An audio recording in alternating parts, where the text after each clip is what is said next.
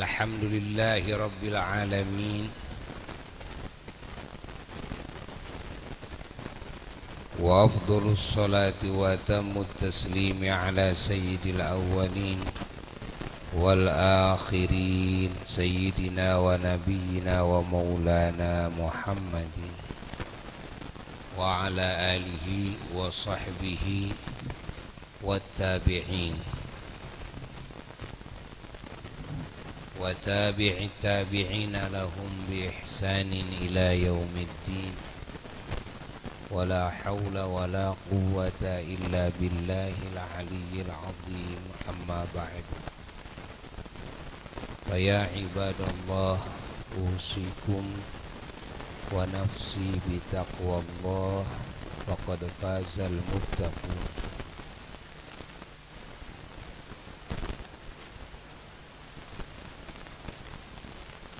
Hadirin hadirat para jamaah malam khamisan yang sangat dicintai, yang sangat dimuliakan, yang sangat didoakan, yang sangat diharapkan doanya. Semoga semua dan keluarga kita, keturunan kita, orang tua kita, leluhur kita, guru-guru kita,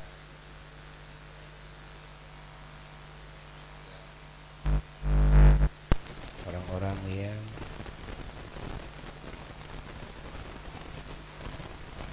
ada kaitannya dengan kita, yang beriman kepada Allah, dan seluruh saudara-saudara kita muslimin muslimat, mukminin mukminat dimanapun berada, kapanpun berada.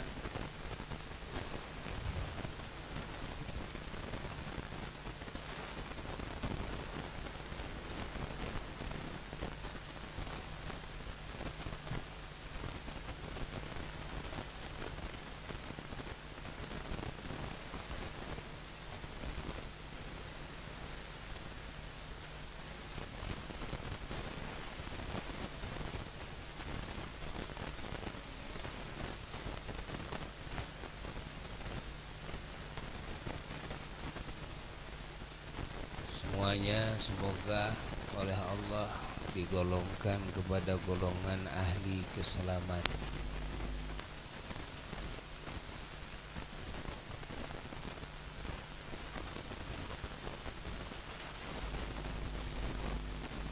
Nah, selamat dari segala kerugian, dari kehinaan,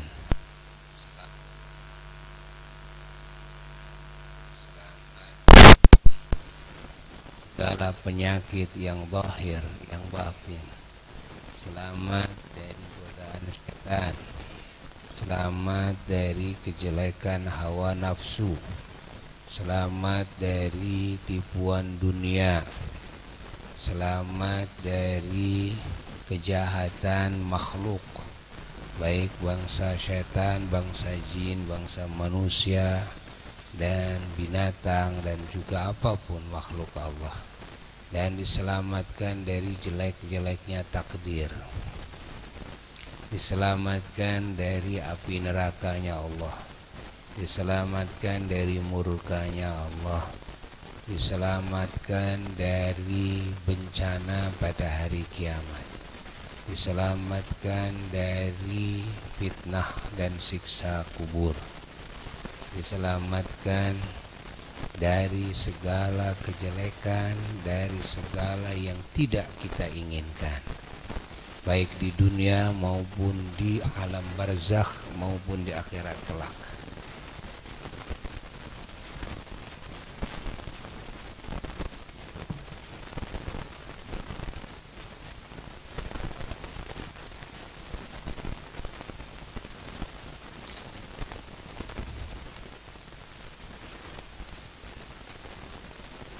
Dan di dalam rangka mencari ilmu, semoga semua mendapatkan ilmu yang manfaat, ilmu yang barokah.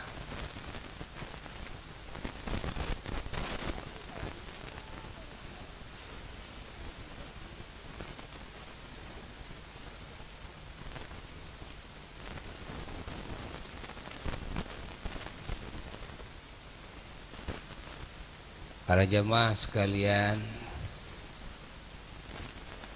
kita sekarang ada di masa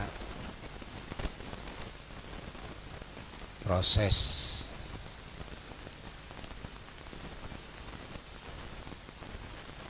kejayaan Islam, insya Allah.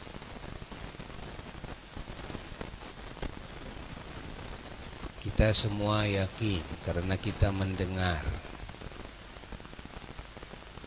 dari Nabi kita Sayyiduna wa Maulana Muhammad sallallahu alaihi wasallam lewat para ulama-ulama Allah, perawi-perawi hadis yang meriwayatkan bahwa di akhir zaman nanti akan ada masa kejayaan Islam. Yakni kejayaan Islam itu artinya masa itu umat Islam pada memiliki keimanan, keislaman, keihsanan yang kuat, yang sempurna.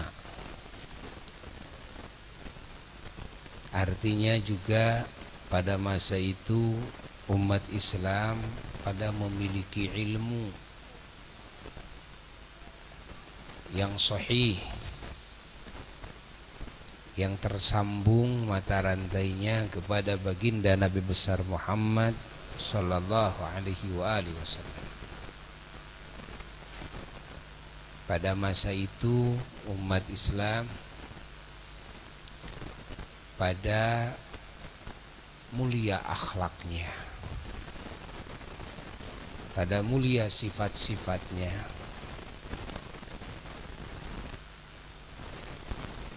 Mana kejayaan Islam pula pada masa itu umat Islam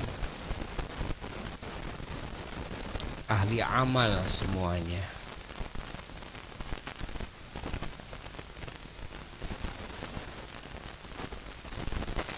Amalan-amalan di dalam keislaman akan memenuhi bumi ini, baik amalan-amalan yang fardu maupun amalan-amalan yang sunnah. Itu makna kejayaan Islam. Makna kejayaan Islam lagi bahwa di masa itu umat Islam semua bergerak menjalankan watawasau bil haq watawasau bis sabr, yakni tabligh dan dakwah.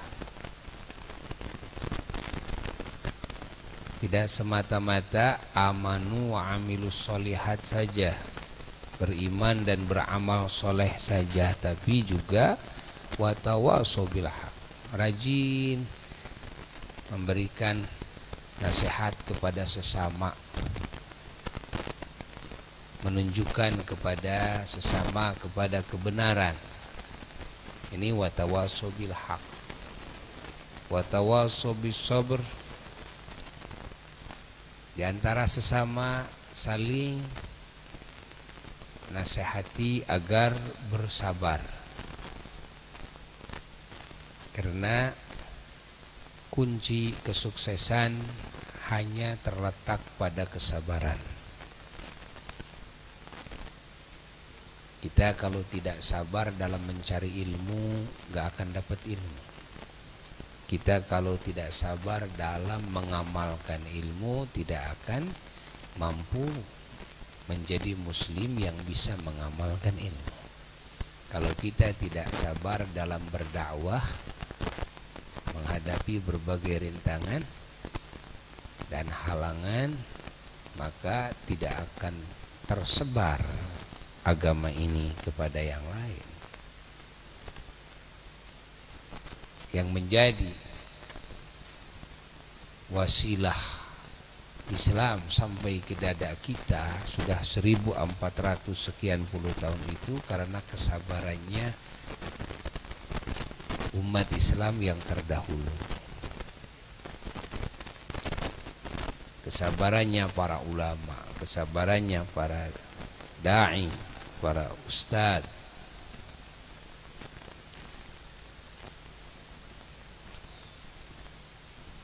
Maka arti kejayaan Islam, umat Islam nanti akan ada masanya semuanya bergerak. Di samping imannya sempurna, keilmuannya juga memenuhi dadanya, dan juga ahli amal,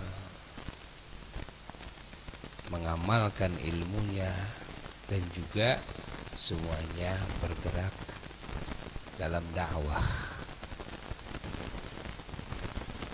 semampunya masing-masing, semampunya masing-masing. Makna kejayaan Islam di antaranya, maknanya lagi adalah bahwa saat itu pemahaman umat Islam semuanya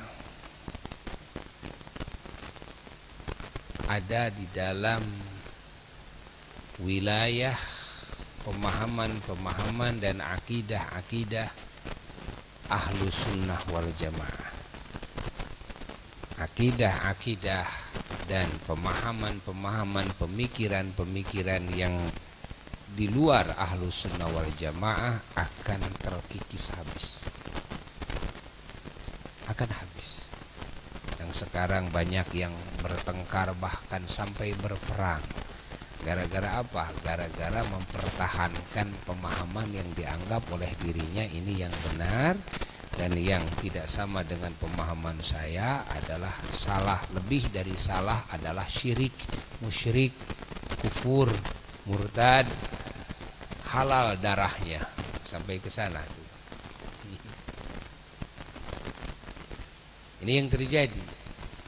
Sehingga yang membunuh membaca la ilaha illallah, yang dibunuh juga sama membaca la ilaha illallah. Yang membunuh membaca Muhammadur Rasulullah, yang dibunuh juga sama membaca Muhammadur Rasulullah. Yang membunuh membaca Allahu Akbar, yang dibunuh membaca Allahu Akbar. Yang membunuh tukang sholat, yang dibunuh juga tukang sholat. Ahlul Qiblah. Ini terjadi sekarang.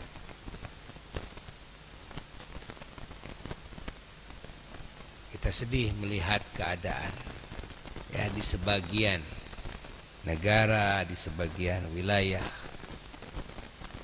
antara muslim dengan muslim berperang, bertengkar, tidak bisa menyelesaikan permasalahan dengan ilmu, tidak bisa menyelesaikan permasalahan dengan akhlakul karimah, tidak bisa menyelesaikan permasalahan ya, dengan akal yang sehat ya. Jadi menyelesaikan permasalahan hanya dengan membunuh. Mereka menyangka bahwa dengan membunuh masalah bisa selesai. Tidak. Dengan membunuh tidak bisa selesai. Dengan bertengkar tidak bisa selesai. Permasalahan itu bisa selesai adalah dengan ilmu yang sahih, akal yang sehat, akhlak yang mulia, dengan niat yang mulia.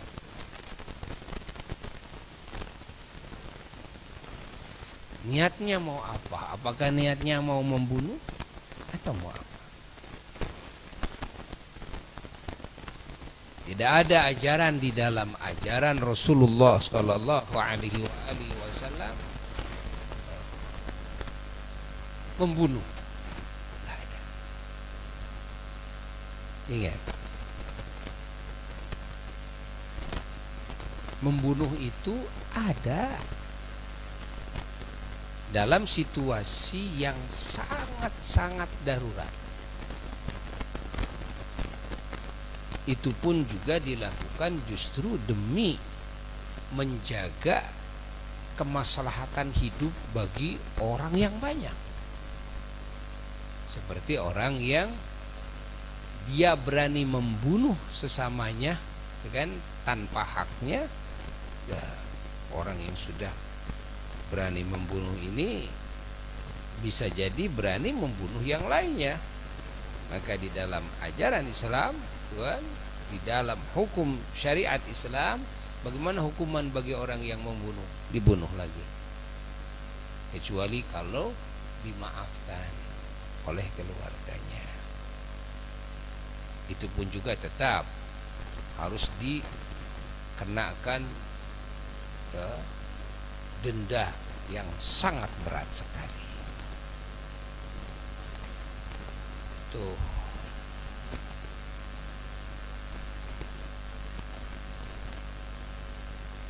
Pahami?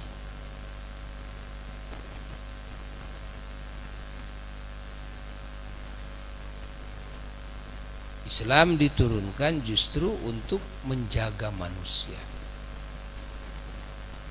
agar terjaga agamanya, terjaga kesehatan akalnya, terjaga juga, kan, jasmaninya, kan, jiwa raganya terjaga, harta bendanya terjaga, keluarganya dan keturunannya terjaga juga, kehormatannya dijaga betul-betul. Sehingga di dalam ajaran Islam tidak boleh melakukan apapun yang bisa menimbulkan sakit, yang bisa menimbulkan rugi, hatta rugi harta, yang bisa menimbulkan tabdzir, kan, menyia-nyiakan harta, yang bisa merugikan dirinya atau yang lainnya.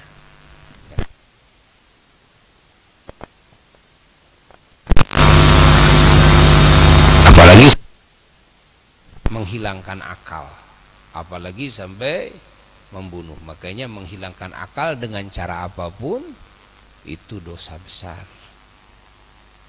baik dengan minum arak maupun dengan narkoba maupun dengan apapun, karena Islam diturunkan oleh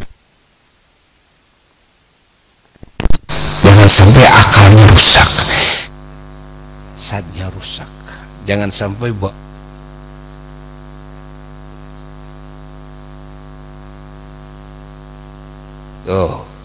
jangan sampai hartanya rusak, jangan sampai keluarganya juga rusak.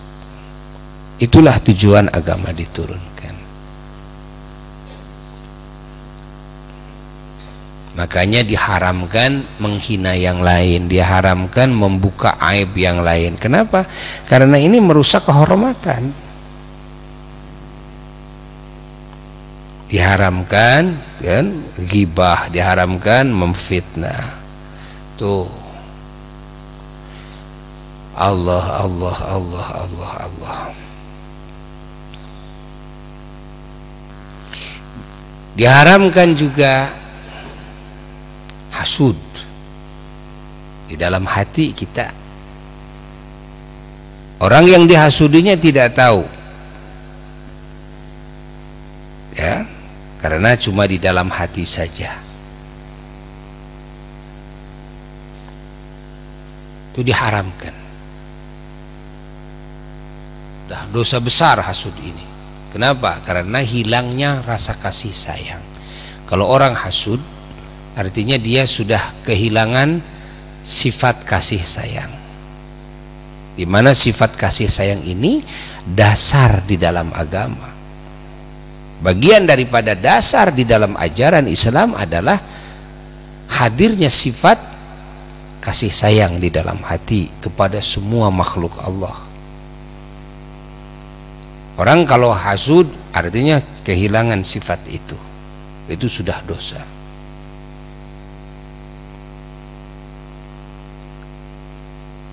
Apa saja sifat yang muncul di dalam hati yang sifat tersebut menghapus sifat kasih sayang, itu hukumnya dosa besar. Agama diturunkan, Rasulullah Shallallahu Alaihi Wasallam diutus, wa ma arsalnaka illa rahmatan lil alamin. Semuanya diturunkan, agama ini tidak ada lain kecuali kasih sayang. Diutus Rasul tidak ada lain kecuali dasarnya rahmatan. Pribadi sayang itu bukan hanya kepada keluarganya dan keturunannya saja, bukan hanya kepada harta bendanya saja, tapi juga kepada semua makhluk Allah. Ingat, wa ma arsalnaka illa rahmatan lil alamin. Maka semua sifat, ingat, yang menghapus sifat kasih sayang dengan alasan agama, dengan alasan Quran, alasan hadis, itu semuanya tetap adalah kejahatan, ya, yang besar, merupakan dosa yang besar ketika menghapus sifat sayang di dalam hati. Ingat, dakwah dijalankan karena sayang, agar manusia ini tidak menjadi ahli neraka.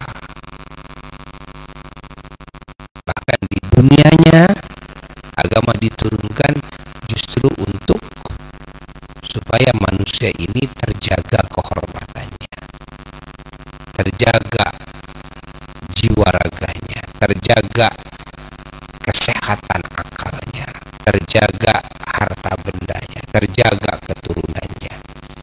Kalau semua manusia mengikuti kepada ajaran Islam dengan sebenar-benarnya, maka terjaga zahirnya dan batinnya, dan terjaga di dunia dan di akhiratnya. Allah, Allah, Allah. Maka tidak ada anugerah yang paling besar seperti anugerah mendapatkan Islam ini. Nikmat Islam, nikmat iman merupakan anugerah yang paling besar. Allah, Allah, Allah, Allah, Allah.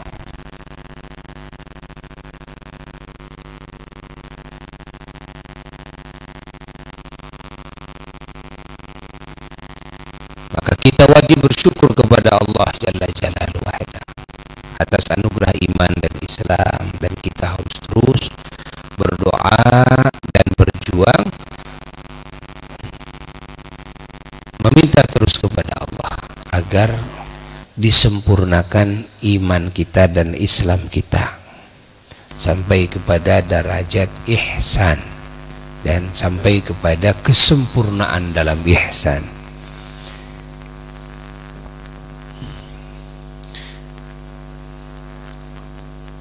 Lalu juga makna kejayaan Islam nanti, bahwa di saat itu, di masa itu, umat Islam akan menyatu rasanya, rasa persaudaraannya, di mana sekarang masih ada sekatan. Kalau sudah beda keluarga, rasa persaudaraannya sudah mulai pudar, kan? Sehingga timbul ada pemikiran, nggak usah mikirin yang lain, udah kita ajalah dan keluarga kita, yang lain mau makan mau tidak, mau hidup mau mati, sebodoh, kan? Oh itu kan beda RT dengan kita, oh itu beda RW, oh itu beda kelurahan, oh itu beda kecamatan, oh itu beda kabupaten, itu beda provinsi, itu beda negara. Oh, itu beda suku dengan kita, ya. Oh, itu beda organisasi dengan kita. Oh, itu beda partai politiknya dengan kita. Nah, pemikiran seperti ini yang mengkotak-kotakan perasaan di dalam jiwa ini, justru inilah ya yang menjadi sebab kehancuran, yang menjadi sebab manusia sulit mendapatkan kesuksesan yang sempurna selama di dalam hati masih terbentuk penyekat, di mana Allah Subhanahu wa taala menjelaskan, mengingatkan kepada kita, innamal mu'minuna ikhwah, innamal mu'minuna ikhwah. Ini dalam Quran. Tiada lain, semua yang beriman semua saudara. Namanya yang beriman, laki perempuan yang namanya yang beriman, tua muda, bayi yang namanya yang beriman, manusia, bangsa jin, pokoknya semua yang namanya yang beriman ikhwah, saudara. Hatta dari sisi makom keimanan dengan para malaikat saja ikhwah, saudara. Ingat, jadi ada sisi persaudaraan, kan? Dengan malaikat saja ikhwah. Oleh sebab itu Rasulullah SAW ketika beliau ya menyebutkan nabi-nabi yang lain, sering kali beliau menyebutkan akhi, itu kan, saudaraku, ya, saudaraku, ya, menyebut rasul-rasul yang lain saudaraku. Ya. Dari sisi apa? Dari sisi keimanan, karena maqamul iman ini, keimanan ini menjadikan siapapun yang ada di dalam makom keimanan yang sahih, maka mereka ada dalam makom ukhuwah yang hakikiyah, yang abadiyah. Persaudaraan yang hakiki adalah persaudaraan yang diikat hanya dengan iman. Ingat, itulah yang hakiki dan abadi. Setiap persaudaraan yang diikat dengan iman abadi sampai nanti bisa berkumpul di surga. Yang tidak diikat dengan keimanan, walaupun sekuat apapun persaudaraannya, tetap suatu saat akan berpisah. Suami dengan istrinya akan berpisah, orang tuanya dengan anaknya akan berpisah, majikan dengan ya, bawahannya, karyawannya akan berpisah. Ingat, sahabat dengan sahabatnya akan berpisah, pacar dengan pacarnya akan berpisah, dan pemerintah dengan rakyatnya akan berpisah. Fahami, ketika tidak diikat dengan apa? Dengan iman.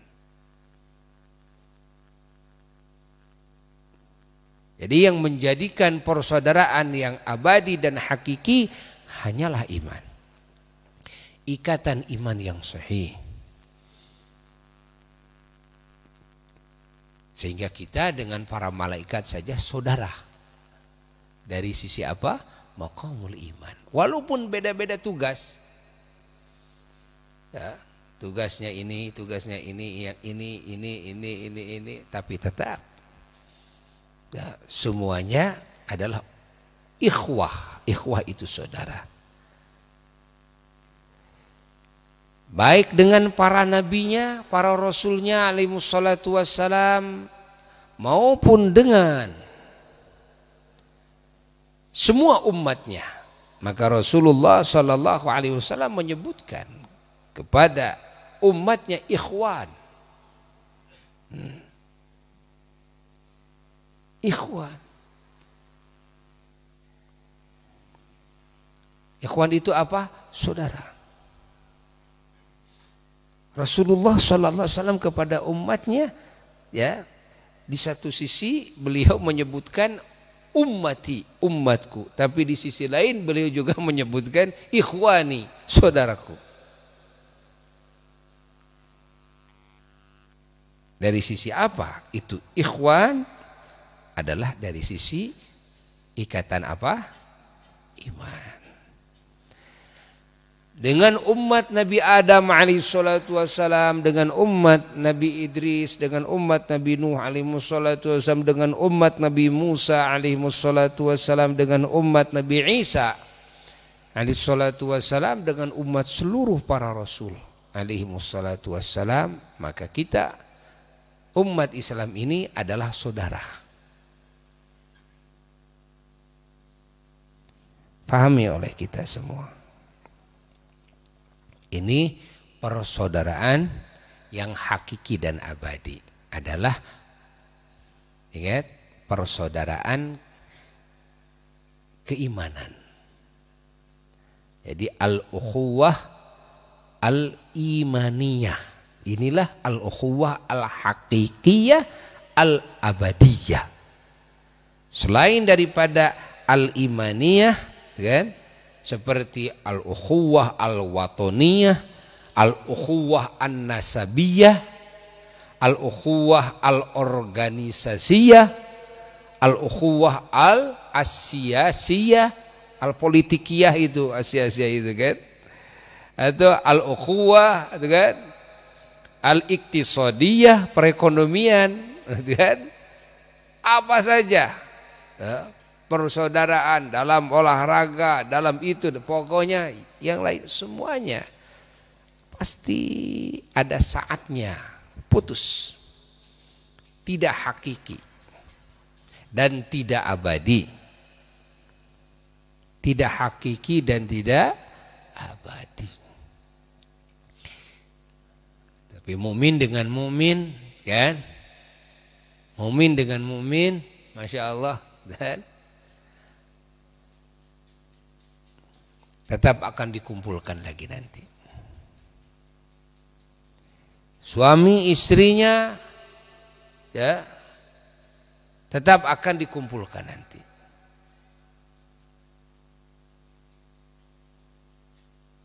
Orang tua dengan anaknya, dengan cucunya akan kumpul lagi nanti. Di alam kubur juga akan kumpul kok. Kita akan bisa bertemu dengan nenek kita, kakek kita, uyut kita, bau kita. Kita akan kumpul dengan para ulama. Ada saatnya kunjungan ziarah, kan? Maka perbanyaklah amal soleh agar kita bisa leluasa, bebas di alam barzakh nanti untuk berziarah kepada siapapun. Dan kita harus sering ya berbuat ihsan kepada semua mukminin mukminat, terutama kepada para leluhur kita, kepada para ulama, para aulia, para anbiya, para mursalin alaihimussalatu wassalam, agar kita dikasih kebebasan untuk bisa bertemu dan berkumpul dengan beliau-beliau. Makanya sungguh mahal ajaran leluhur kita para ulama ahli sunnah wal jamaah yang mengajarkan kepada umat, kepada murid-muridnya agar rajin ila arwahi, ya kan? Rajin ziarah. Ini adalah wasilah untuk perkumpulan nanti, pertemuan nanti. Ya, di samping itu juga ini jadi wasilah tumbuhnya rasa cinta dan rasa sayang ya, di dalam hati para kekasih Allah, sehingga beliau-beliau kekasih Allah mau mendoakan dan mau memberikan syafaat pertolongan kepada kita. Ketika kita rajin ila arwahi kepada para wali, menghadiahkan pahala bacaan Fatihah, bacaan Quran, pengajian seperti ini, itu kan? Apa saja tuh dihadiahkan ila arwahi, ila arwahi, ila arwahi. Ingat, ini menjadi wasilah tertanam rasa cinta dalam hati beliau-beliau kepada kita semua. Kalau beliau-beliau sudah sayang kepada kita, beliau-beliau kan para pejabat-pejabat, para penguasa-penguasa akhirat, bukan penguasa dunia. Ya? Para ulama, para wali, para syuhada, terutama para nabi, para rasul alaihi wassalatu wassalam, beliau-beliau ini para penguasa akhirat. Di akhirat itu beliau itu punya kekuasaan, dikasih kekuasaan oleh Allah. Kalau di dunia kan yang disebut penguasa itu kan paling tinggi apa? Presiden, itu penguasa. Penguasa apa? Penguasa dunia. Semua penguasa dunia ketika sudah masuk ke akhirat semuanya tidak akan punya kekuasaan sedikit pun. Siapa yang nanti punya jabatan, kan? Punya kekuasaan, dikasih wewenang, kebijakan, kan? Mereka adalah para rasul, mereka adalah para nabi, mereka adalah para wali, mereka adalah para ulama, mereka adalah para syuhada, para solehin. Maka kita harus merapat kepada mereka semua. Kita harus ada ta'alluq. Hati kita ini ada hubungan erat dengan mereka semua yang mulia. Hati kita ini harus dididik untuk cinta kepada beliau-beliau. Dan juga harus terus bisa berbuat ihsan, kebaikan kepada beliau-beliau. Di antaranya dengan sering menghadiahkan pahala amal, dengan berziarah, ziarah kepada para nabi, ziarah kepada para rasul alaihi wassalatu wassalam, wabillahi khusus kepada Sayyidina Maulana Muhammad sallallahu alaihi wasallam. Ziarah kepada para wali, ziarah kepada para ulama, baik yang masih hidup maupun yang sudah wafat. Ziarah kepada para solihin, orang-orang soleh. Rajin hadir dalam majelisnya para ulama, rajin berkumpul dengan orang-orang soleh. Pokoknya harus dekat dengan mereka-mereka. Kalau kita jauh dari mereka, punya apa kita ini untuk menyelamatkan diri kita, apalagi keluarga kita? Apa ilmu dan amal yang bisa dijagokan untuk keselamatan kita? Yang jelas banyaknya dosa yang kita rasakan. Apakah kita tidak ingin selamat di akhirat nanti? Apakah kita tidak ingin bahagia di alam barzakh dan di akhirat nanti? Maka kita harus berjuang mendekati para ulama, mendekati orang-orang soleh terus. Ikut juga berjuang dengan para ulama, dengan tenaga, dengan harta, dengan ilmu, walaupun ilmu umum, digunakan untuk berjuang di dalam agama bersama para ulama. Tuhan. Ini adalah wasilah yang akan menjadikan kita bisa bareng dengan beliau-beliau. Bisa berkumpul nanti dengan beliau-beliau. Ya.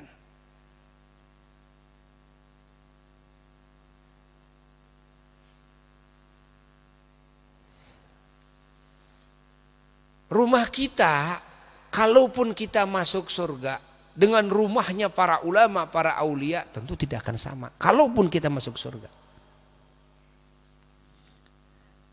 taman kita tidak akan sama. Tapi kita bisa menikmati rumah yang lebih mewah dari rumah kita. Karena apa? Karena kita sering kumpul dengan ulama di rumahnya, di tamannya. Bukankah di dalam hadis diriwayatkan bahwa nanti di surga itu ada hari kunjungan. Kunjungan kepada para ulama, kunjungan kepada itu kan. Hari kunjungan. Insya Allah. Coba Buya mau tanya kepada semua yang hadir. Kalian punya enggak pondok seperti ini? Punya majelis seperti ini? Punya bangunan seperti ini? Enggak. Tapi kalian sering duduk di majelis ini? Sering menikmatinya? Padahal enggak punya. Enggak apa-apa, enggak punya juga. Yang penting sering pakai. Ya enggak? Benar enggak? Itu kan? Tuh, banyak yang tidak pesantren, banyak. Jadi santri juga tidak pernah, apalagi jadi ustadz. Tapi bukankah kalian sering berkumpul dengan para ulama? Di dunia kalian bisa seperti ini, di akhirat pun kalian bisa seperti ini. Di alam kubur pun kalian bisa seperti ini. Paham ya? Makna hadis Rasulullah sallallahu alaihi wasallam, yuhsyarul mar'u ma'aman ahab. Akan dikumpulkan manusia beserta siapa yang ia cintainya itu.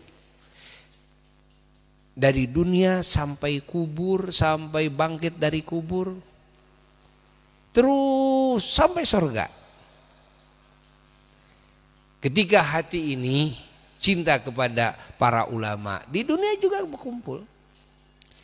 Yang mengumpulkan kalian bisa kumpul dengan ulama-ulama Allah, padahal kalian santri pun juga bukan, kan? Kenapa kalian bisa kumpul dengan ulama? Pahami, ya? Karena cinta kalian kepada ulama. Cinta, rindu kepada ulama. Yang membawa kalian bisa hadir dalam majelisnya ulama adalah cinta kalian. Sehingga kalian siap berkorban uang untuk ongkosnya, kan? Kendaraan, walaupun musim hujan, walaupun kotor, walaupun jauh, walaupun malam. Apa yang menjadikan kalian mampu bisa hadir berkumpul dengan ulama adalah cinta kalian kepada ulama. Begitu pula kecintaan kalian kepada orang-orang soleh. Begitu pula kecintaan kalian kepada para nabi dan para rasul alaihimussalatu wassalam. Maka jika kita ingin selalu bersama dengan kekasih-kekasih Allah, maka tumbuhkanlah rasa cinta di dalam hati kita kepada para kekasih Allah. Jika keluarga kita, anak-anak kita, keturunan kita, murid-murid kita, bangsa kita, rakyat kita ingin supaya mereka selalu bersama dengan para kekasih Allah dari dunia sampai alam kubur, sampai akhirat, sampai surga, maka ajarkanlah, tanamkanlah rasa cinta di dalam hati mereka kepada para kekasih Allah. Hanya itu syaratnya. Hanya itu syaratnya. Karena untuk menjadi ulama semuanya tidaklah mungkin. Tidaklah mungkin. Allah tidak menjadikan manusia semua jadi rasul, semua jadi nabi. Padahal Allah Maha Kuasa. Begitulah kehendak Allah. Begitu pula Allah Ta'ala tidak menjadikan manusia semua jadi wali, semua jadi ulama. Lah, semua jadi orang-orang soleh. Lah. Ada yang jadi bajingannya. Namun yang bajingan ini kok bisa kan duduk di istananya ulama di surga. Kan? Ini si bajingan tengik ini. Kan? Kok bisa berkumpul di istananya, di tamannya, dan para nabi, para wali, para ulama, kok bisa? Kan? Apa modalnya? Oh, karena dia punya cinta kepada ulama, karena dia punya cinta kepada para nabi, para rasul alaihimussalatu wassalam. Janji Allah, janji Allah. Makanya pelajaran pertama, jika ingin menyelamatkan diri kita, keluarga, anak-anak, gitu kan, murid-murid, masyarakat, umat, bangsa. Pelajaran pertama adalah tanamkan hub, tanamkan rasa cinta. Kan?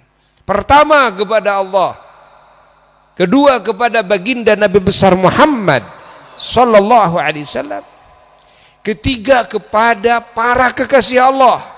Apa itu para wali, jelas para nabi, para malaikat, para wali, para ulama, para syuhada, para solehin, sampai kepada semua mukminin mukminat, muslimin muslimat. Harus ditanamkan, ya? Bukan kepada Mickey Mouse cintanya yang paling dulu ditanamkan, kan? Ingat, bukan kepada film itu film ini lah, tapi tanamkan dulu kepada Allah cintanya. Tanamkan cintanya kepada baginda Nabi besar Muhammad SAW. Sering disebut-sebut tentang kebaikan Allah, kan? Tentang kekuasaan Allah. Sering disebut-sebut. Sering disebut tentang keistimewaan, keagungan, mukjizatnya, itu kan? Kemuliaan akhlaknya. Baginda Nabi besar Muhammad Sallallahu Alaihi Wasallam, ketinggian derajatnya. Lalu juga bagaimana para nabi, para rasul alaihi salatu wasallam, bagaimana para sahabat Nabi, bagaimana para wali, para ulama, para syuhada, para salihin, bagaimana mukminin mukminat. Karena mukminin mukminat serendah-rendahnya mereka itu orang-orang yang punya kemuliaan dari Allah. Serendah-rendahnya orang yang beriman itu mereka orang-orang yang punya anugerah yang besar dari Allah. Ingat. Maka seburuk-buruknya orang yang beriman, tetap suatu saat dia akan menjadi ahli surga. Sebaik-baiknya orang yang tidak beriman, tetap dia akan kekal menjadi penghuni neraka. Na'udzubillah min dzalik, tsumma na'udzubillah. Itu sebaik-baiknya orang yang tidak beriman. Faham tidak? Maka kita wajib mensyukuri iman ini, dan kita harus terus menjaga iman ini, mempertebal iman ini, ya, menyempurnakan iman ini, meningkatkan kadar martabat, kan, derajat iman ini. Ini kewajiban kita semuanya. Allah, Allah, Allah, Allah, Allah, Allah, Allah, Allah. Lalu apa arti dari kejayaan Islam nanti? Ya, maknanya lagi diantaranya adalah bahwa nanti di masa itu semua muslimin umat Islam akan siap mengorbankan segalanya. Harta, benda, tenaga, pikiran, hatta nyawa sekalipun akan siap mereka korbankan demi agamanya. Yang mana di zaman kita sekarang ini masih banyak yang mengkikirkan, kan, demi agamanya, mengkikirkan tenaga, mengkikirkan, gitu kan, kekuasaan, mengkikirkan apa saja yang Allah titipkan kepada mereka, padahal bisa dipakai membantu, kan, kemajuan agama, li'i'la'i kalimatillah, meninggikan kalimat Allah, namun dia kikirkan. Inilah masa kita, masa dalam kekikiran. Tapi nanti akan sampai kepada masa semua umat Islam akan siap berkorban segalanya. Ya. Dan kita sekarang ada di masa proses. Ya, ada di masa proses. Mudah-mudahan sampai kepada masa kejayaan Islam. Ya. Allah, Allah. Waktunya tidak akan lama, sebentar lagi. Ya. Allah, Allah, Allah. akan bermunculan para ulama-ulama Allah, akan bermunculan para wali-wali Allah, gitu kan? Sekarang alhamdulillah sudah terus bermunculan para ulama di mana-mana. Ulama-ulama ahli sunnah wal jamaah, baik yang masyayikhnya, yang bukan habaib maupun yang dari kalangan habaibnya. Masya Allah, di berbagai negara muncul sekarang gerak menyuarakan kebenaran secara ilmiah dengan akhlakul karimah, pemikiran-pemikiran yang keluar dari ahli sunnah wal jamaah, gitu kan? Yang mengatasnamakan Quran, mengatasnamakan,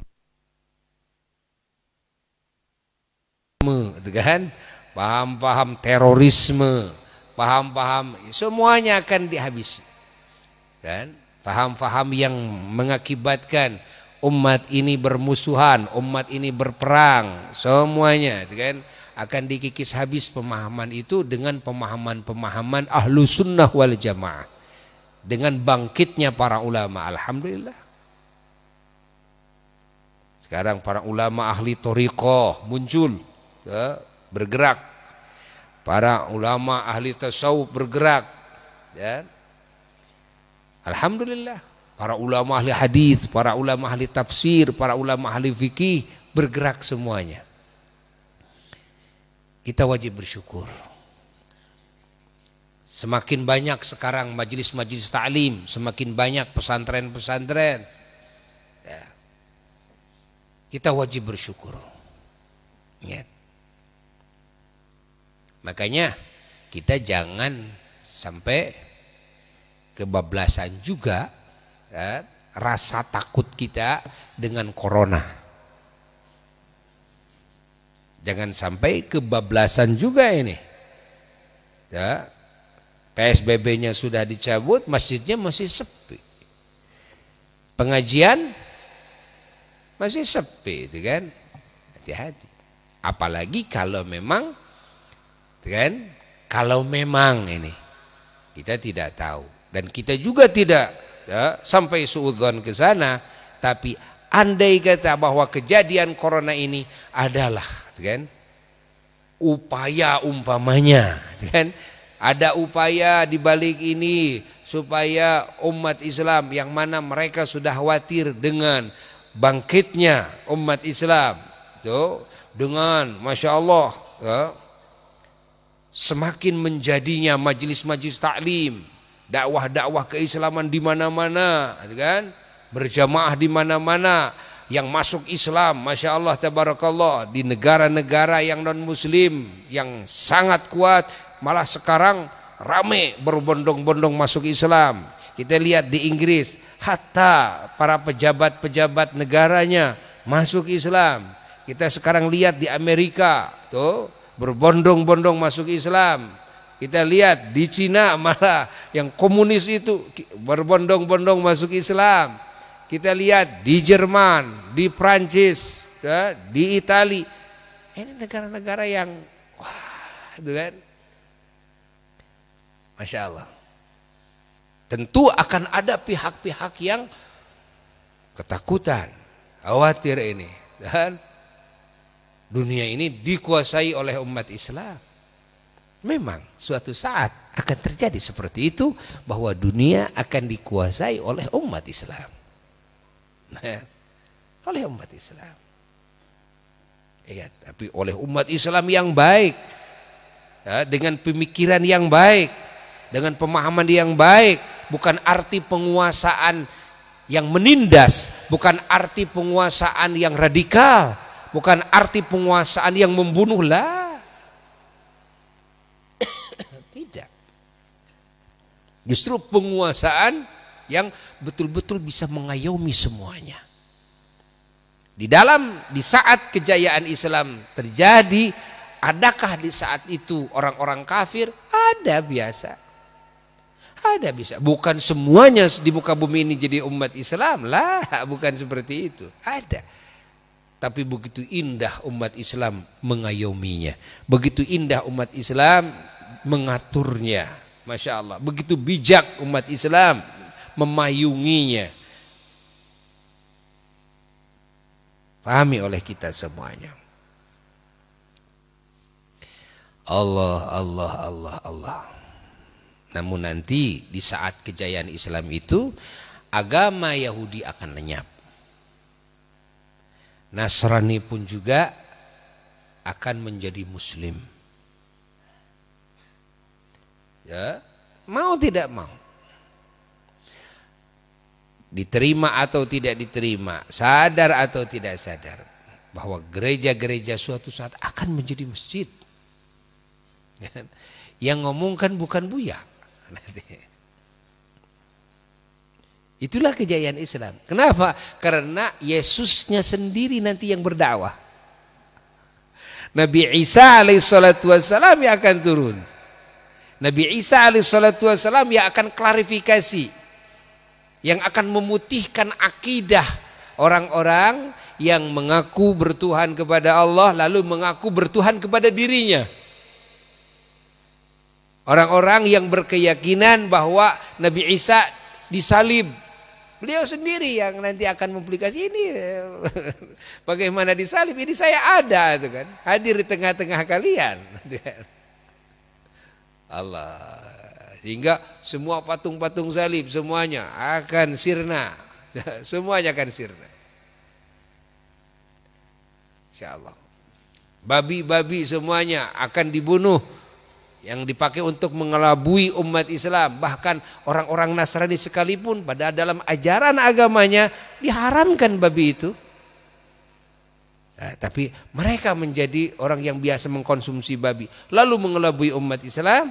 Nah, nanti akan dihabisi, dibunuh. Siapa yang memerintahkan pembunuhan babi itu? Nabi Isa sendiri nanti. Ini dalam hadis sahih.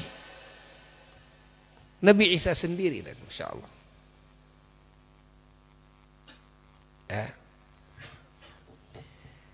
Allah, Allah, Allah, Allah, Allah. Ini kabar gembira, ya, yang sudah dekat masanya ke masa kita semuanya. Kabar gembira dari Allah, kabar gembira dari baginda Nabi besar Muhammad sallallahu alaihi wasallam.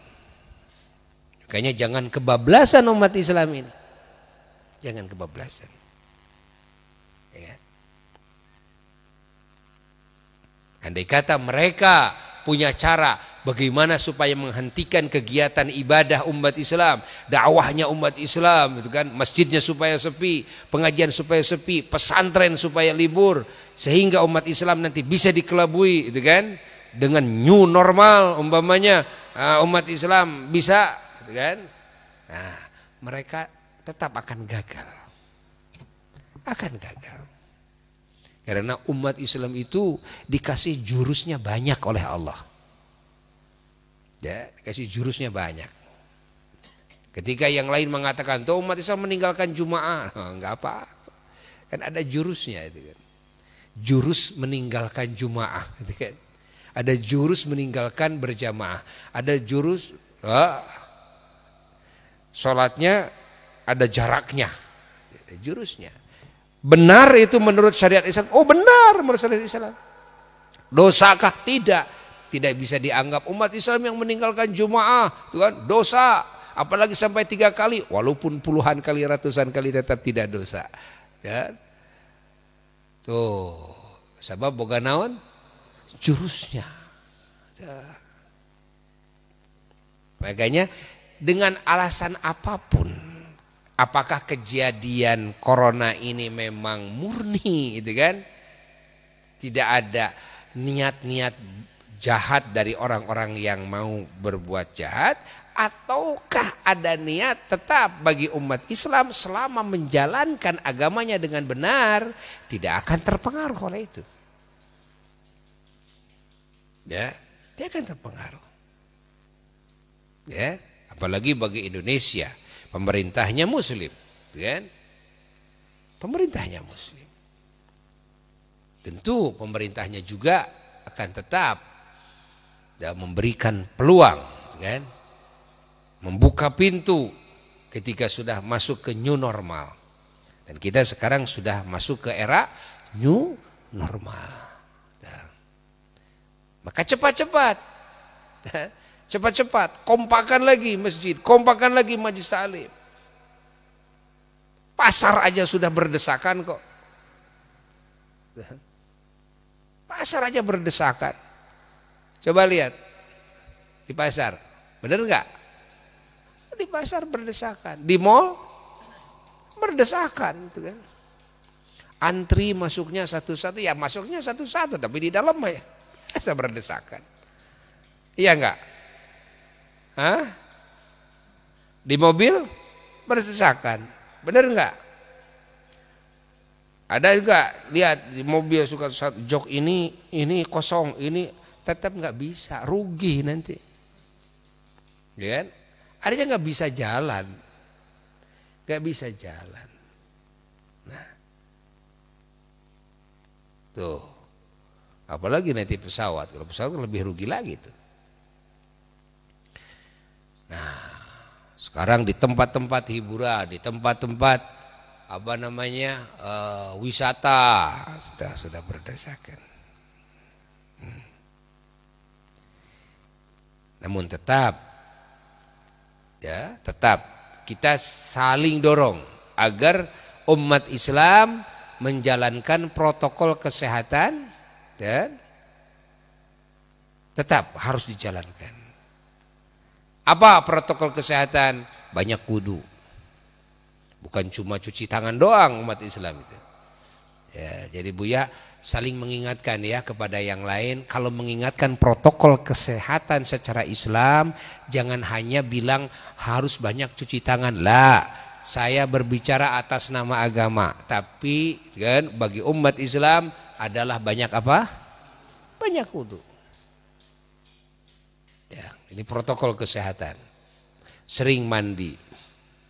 Mau ngaji mandi, kan? Mau sholat mandi. Nah, sering mandi. Itu sehat.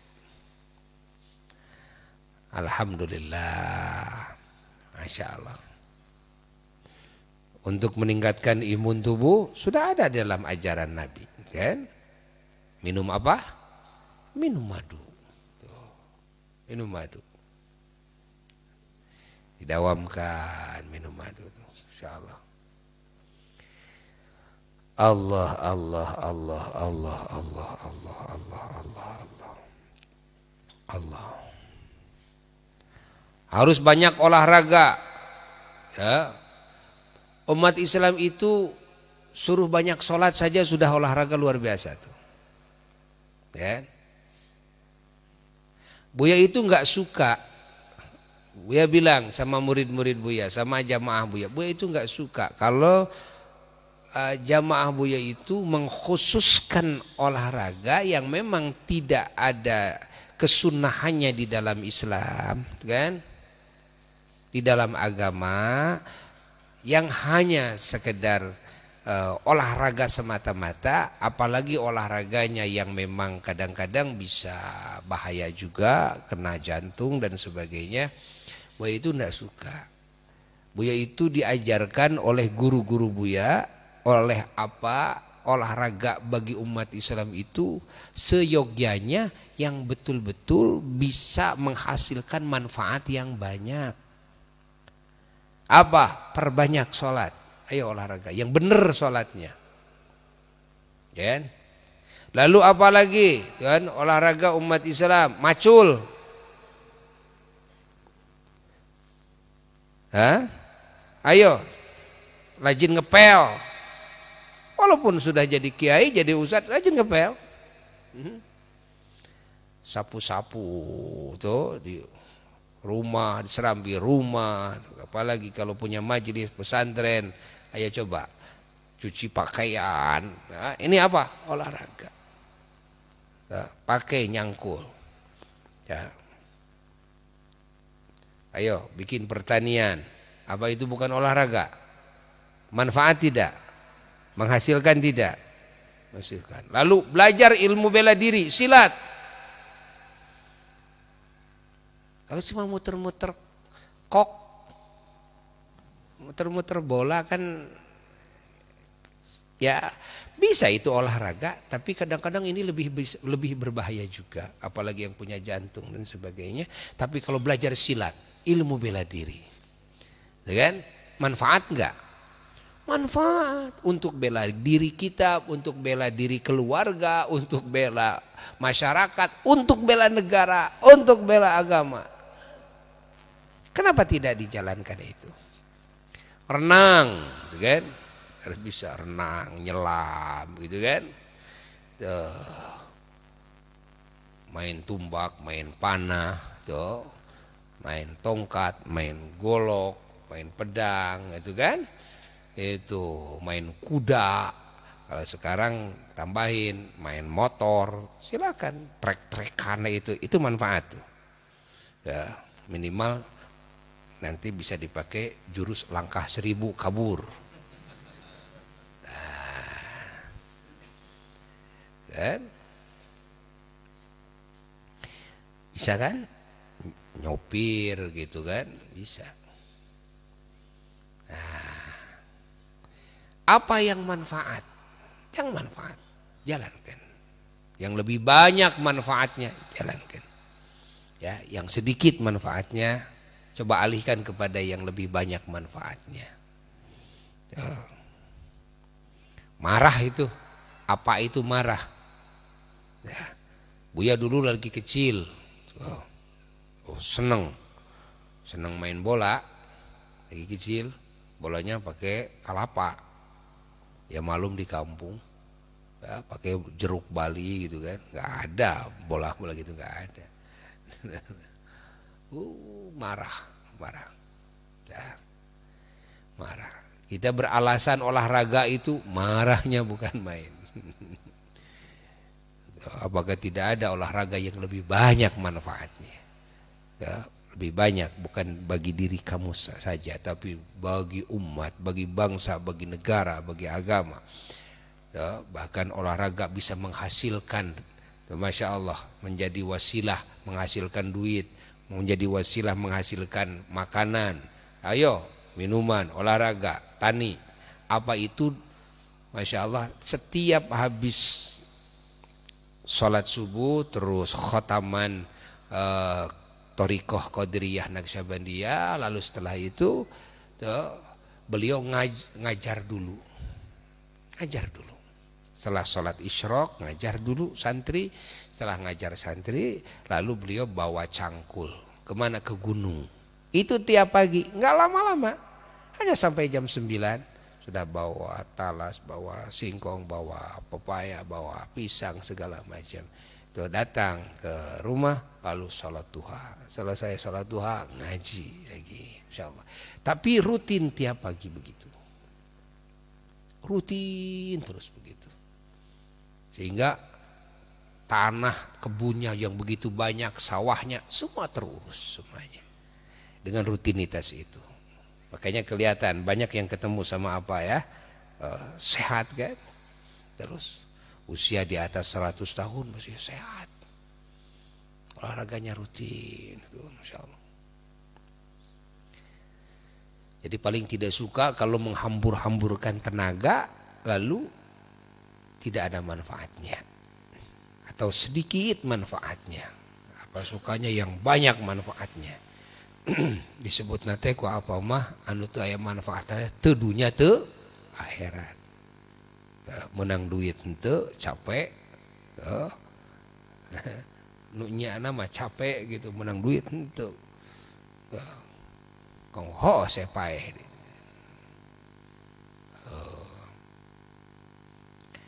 Allah Allah Allah Allah Allah Allah Allah Allah Allah Allah Allah Allah. Masya Allah. Allah.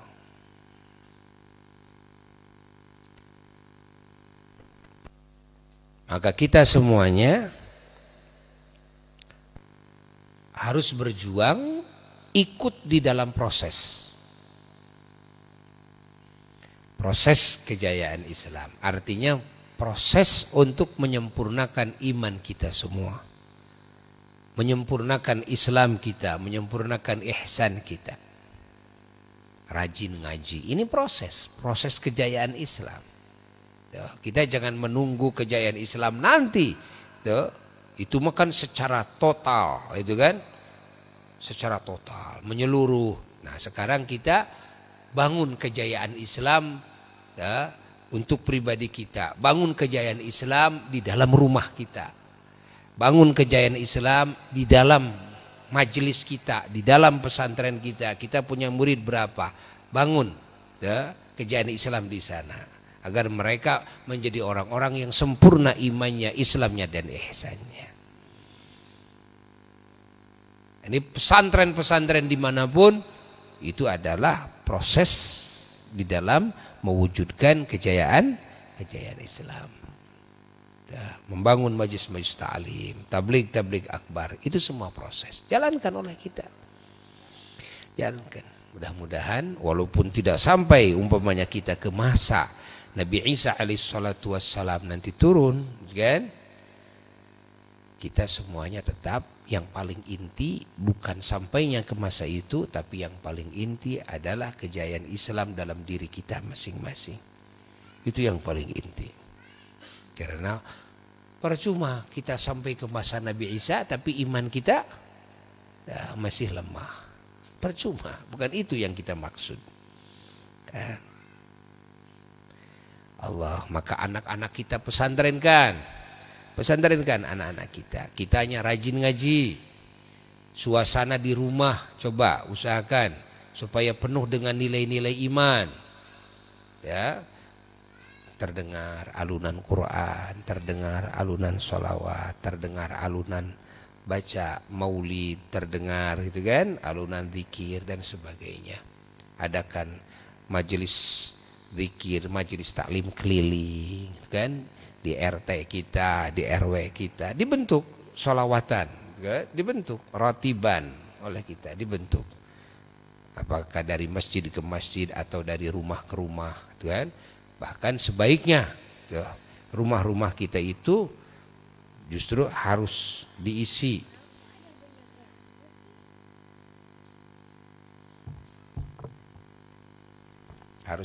dengan sholawatan, dengan majelis-majelis ta'lim. Apa?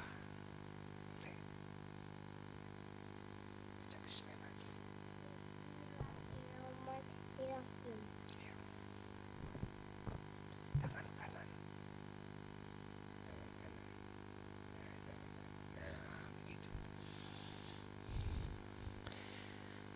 Allah. Dan juga ajak keluarga semuanya, ajak teman-teman, sebarkan, ajak semuanya untuk ngaji, hadir secara langsung, untuk juga mengikuti, menyimak lewat streaming, baik yang live maupun yang siaran tidak langsung. Ya. Alhamdulillah. Sudah banyak ini yang ikut menyimak di FB ya, Asyifa TV. Kasih tahu semuanya, yang belum tahu ajak supaya mendengarkan. Ada yang rekamannya. Buya sengaja juga menginstruksikan kepada anak-anak Buya supaya bisa mengisi di streaming Asyifa.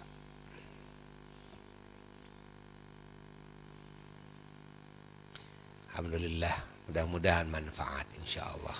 Anak-anak kita yang mondok di sini semoga semua menjadi para ulama Allah, menjadi para aulia Allah.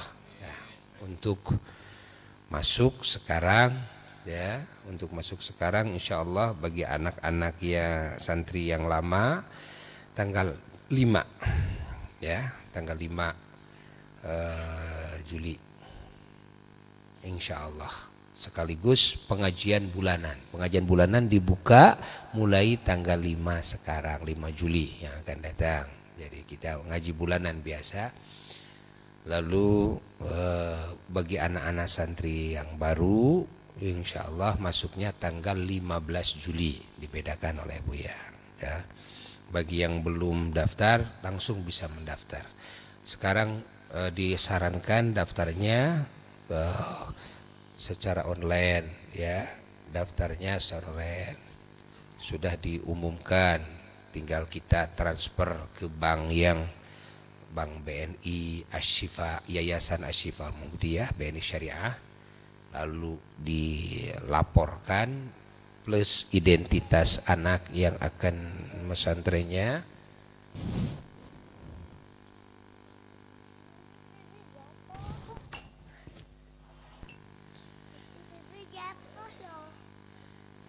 Nah, nanti di WA kan ya ke nomor WA yang sudah ditunjuk.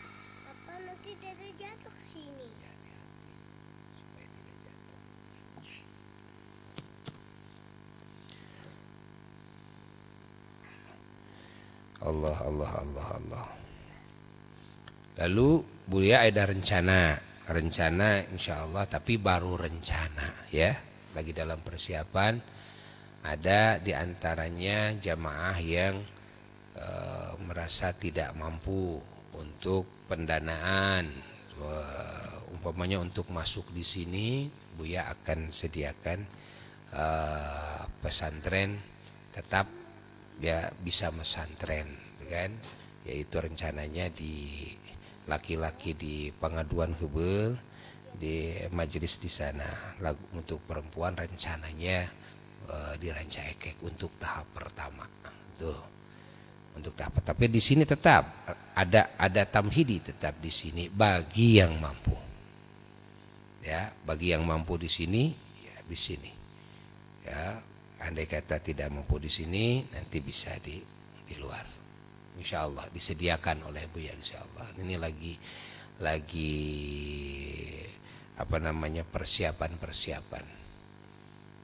Ya, karena tempatnya tidak begitu luas, kan? Kalau untuk para pengajar sudah siap, tapi fasilitas yang belum siap. Alhamdulillah, sekarang yang akan masuk santri baru ini sudah lebih dari 100 orang ya. Mudah-mudahan Allah melancarkan segala sesuatunya. Siapapun yang anaknya mondok di sini khususnya, mudah-mudahan segala urusannya, usahanya, rezekinya oleh Allah dilancarkan hingga tidak ada kendala ya untuk menjadikan anaknya menjadi ulama-ulama Allah.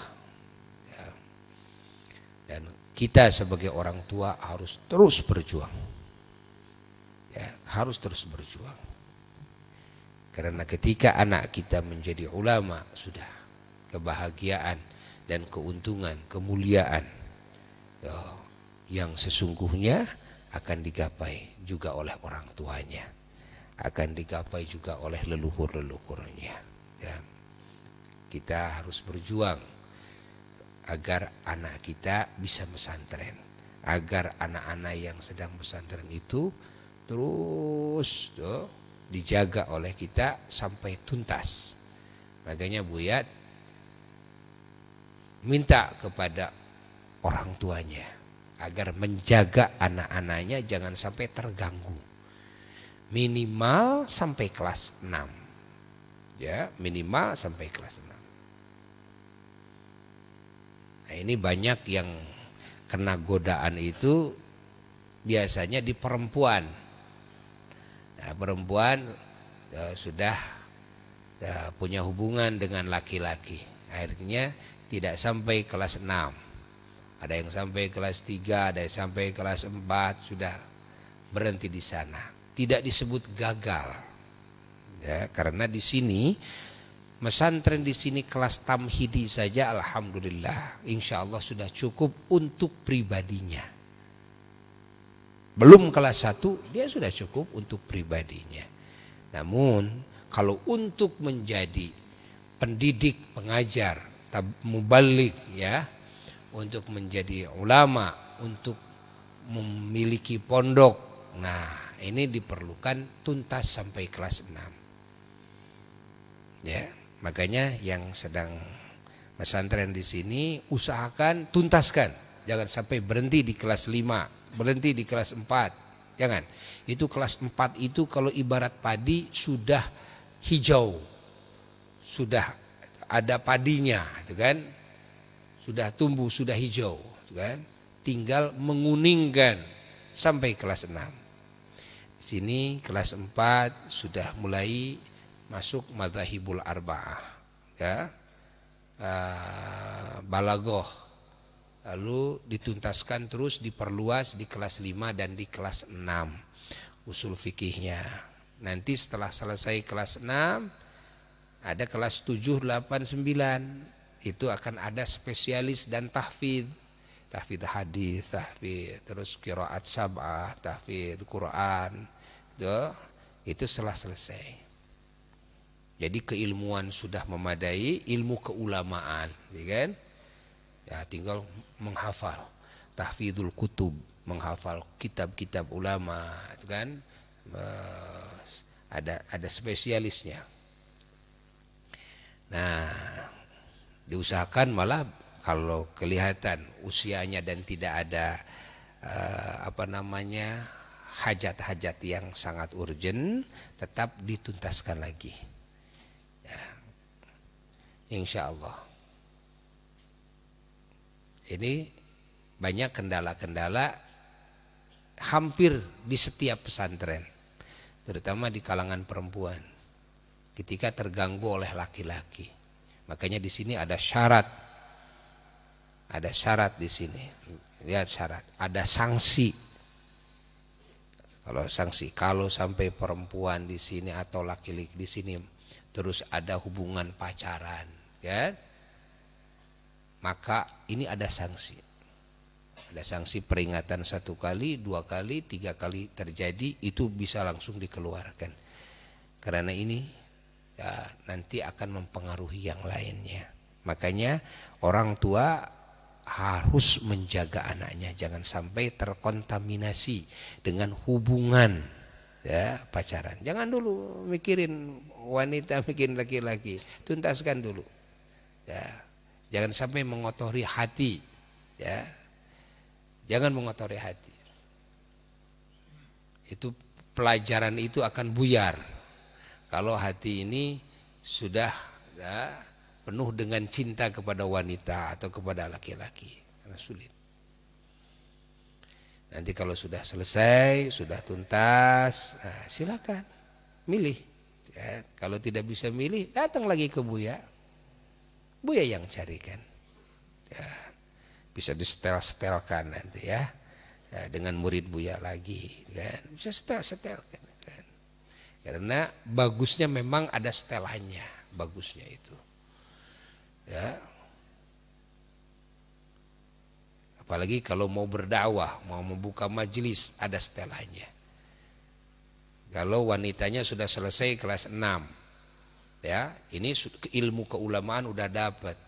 Nanti suaminya harus setelkan. Ini suaminya harus yang memang berilmu juga.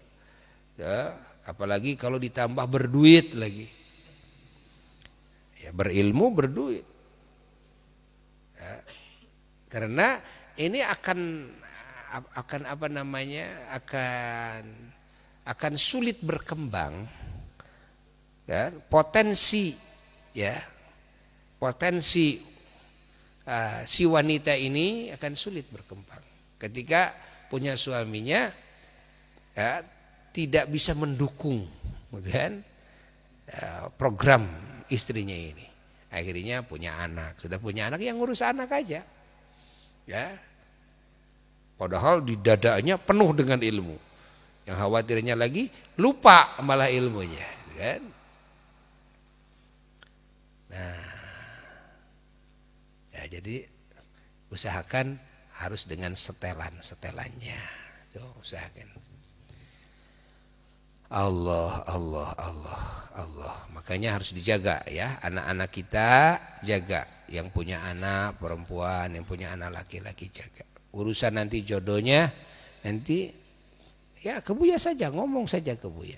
Anak ini sudah selesai studinya. Nah, sekarang akan mukim, ingin jodohnya, nah, kayak urang ngorehan, ya, insya Allah. kena kotak ajaib. Dan Buya punya kotak ajaib gitu. Alhamdulillah.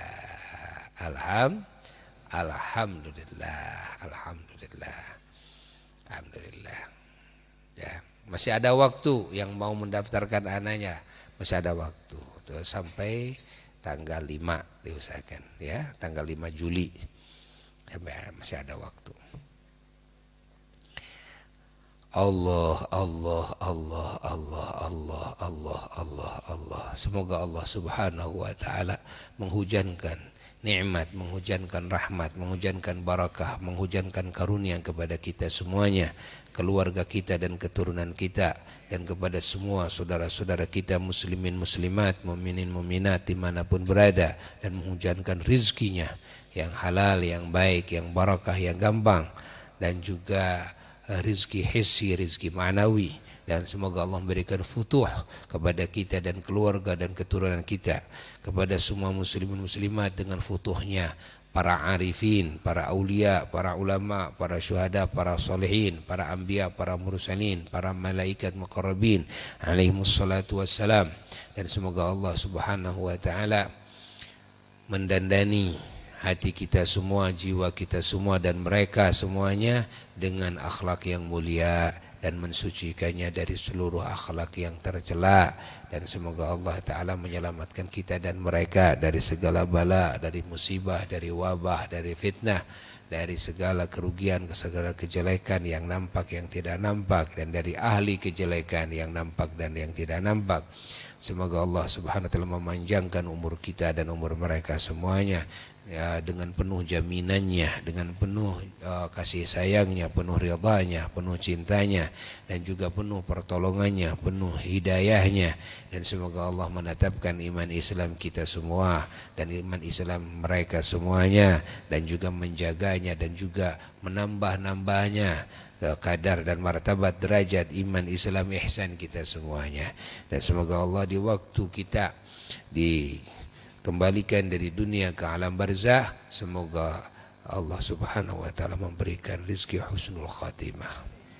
Kita semua dalam keadaan sempurna iman Islam dan ihsan kita, dan mendapatkan syafaat dari baginda Nabi besar Muhammad sallallahu alaihi wasallam, berkumpul dengan beliau, bisa dekat dengan beliau dengan penuh ridha dari beliau dan dengan penuh cinta dari beliau, dan juga bisa berkumpul dengan para kekasih Allah, para anbiya, para mursalin alaihimus salatu wassalam, para aulia, ulama, syuhada, salihin radhiyallahu anhu ajma'in, terutama dengan keluarga kita, dengan guru-guru kita, dengan orang tua kita, leluhur kita semuanya, dan keturunan kita semuanya. Wa ila hadratin Nabi sallallahu alaihi wasallam. Syai'ulillahi lahul Fatihah.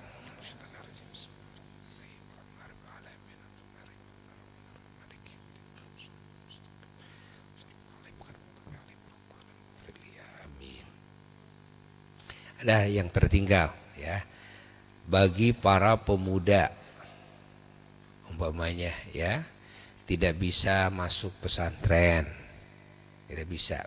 Buya di sini menerima para pemuda yang siap berkhidmah di sini untuk para pemuda, para pemudinya tidak dulu ya, khusus untuk para pemuda yang mau khidmah di sini ya. Khidmah di sini, dan khidmah juga terus di sini ngaji, insyaallah ya. Itu Buya terima ya, kapan saja insyaallah tinggal datang ke sini menghadap ke Buya. Wassalamualaikum warahmatullahi wabarakatuh. Rabbana anfa'na bima 'allamtana, rabbi 'allimna alladhi